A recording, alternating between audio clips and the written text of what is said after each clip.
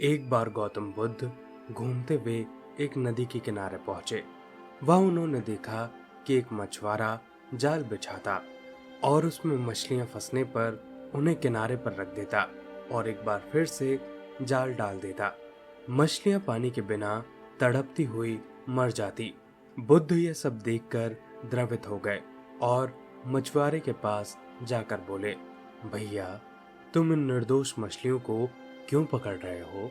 मछुआरे ने बुद्ध की ओर देखकर बोला, महाराज, मैं इन्हें पकड़कर बाजार में बेचूंगा और धन कमाऊंगा। बुद्ध बोले, तुम मुझसे इनके दाम ले लो और इन मछलियों को छोड़ दो। मछुआरा यह सुनकर खुश हो गया और उसने बुद्ध से उन मछलियों का मूल्य लेकर मछलियां बुद्ध को सौंप दी।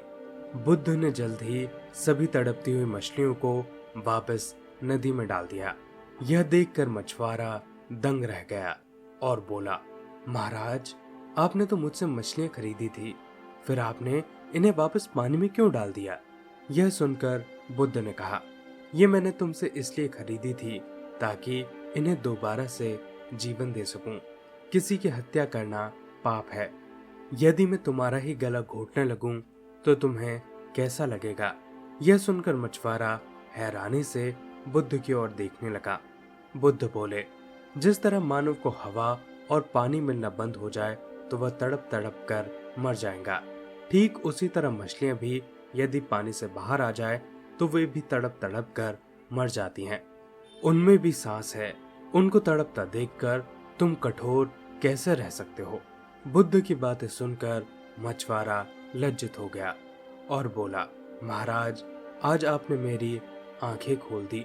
अभी तक मुझे ये काम उचित लगता था, पर अब लगता है कि इससे भी अच्छा काम करके मैं अपनी आजीविका चला सकता हूँ। मैं चित्र भी बनाता हूँ।